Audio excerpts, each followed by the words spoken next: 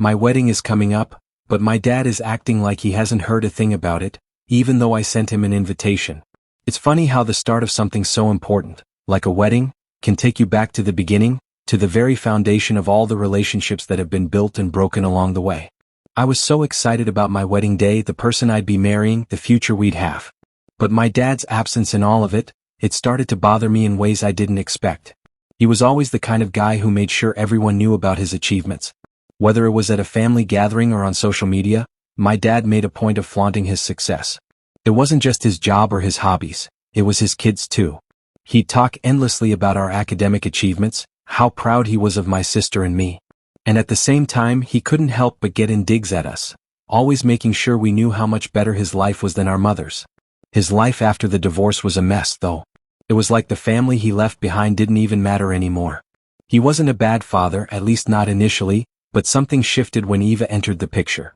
She was younger and there was no hiding it, she had had a lot of work done. It felt like he was no longer the father who cared about us but a man who was willing to trade in his old life for something new, more glamorous. Eva and my dad got married quickly, almost as if they had been waiting for the moment to make it official.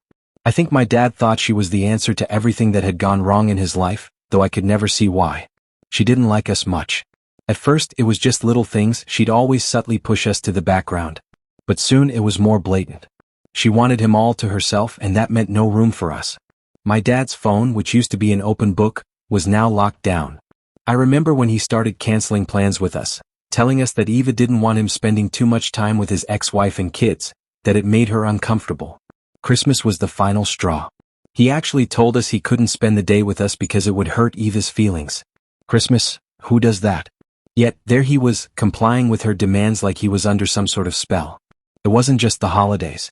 Every time my sister and I tried to spend time with him, Eva would interfere.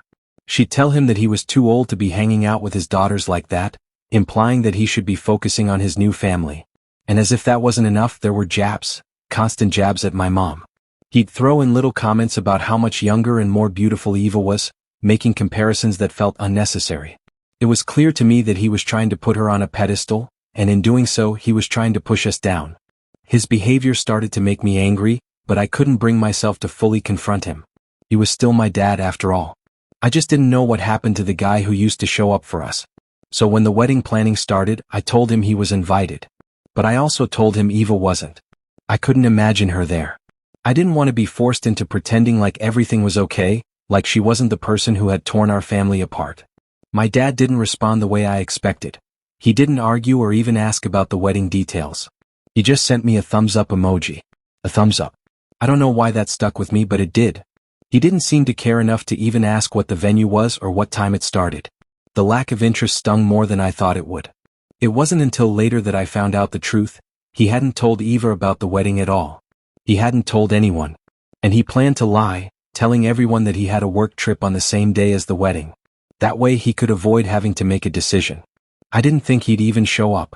He was always the guy who made big promises and then found a way to wriggle out of them. But my sister thought differently. She was convinced that he'd show up with Eva and cause a scene, just to prove a point. She thought that he'd come to make sure my mom felt uncomfortable, to show her how much better his new life was. Then the bombshell hit. He told me that he'd told Eva about the wedding and, surprise, surprise, she was invited. Eva, the woman I had barely met and disliked the instant I did, was now in the picture. To make matters worse, she had already gone out and gotten herself a dress, booked a hotel. She was coming. I hadn't even gotten the chance to tell her she wasn't welcome, and she was already preparing for the event. My dad, as usual, was trying to convince me to invite her. He said it would be a good chance to introduce Eva to my mom, like that was ever going to go over well. I told him that wasn't happening, not now, not ever. I knew this wasn't about Eva wanting to be part of the family, it was about him wanting to rub his new life in my mom's face. He always seemed to enjoy making her feel small, like he was the one who had moved on and left her behind. Every time he called to try to convince me, it was the same story. It's not about me, it's about Eva's feelings and it's about fairness. Fairness? Fairness had nothing to do with this. It was all about him being selfish and trying to get under my mom's skin. I didn't give in though. I told him I wasn't going to let him ruin my wedding, that he had no place there if he couldn't respect my boundaries. But then, the next bombshell hit. He told me that he'd booked a flight for Eva, and then just for good measure he booked himself on the same flight as my mom. It wasn't a coincidence.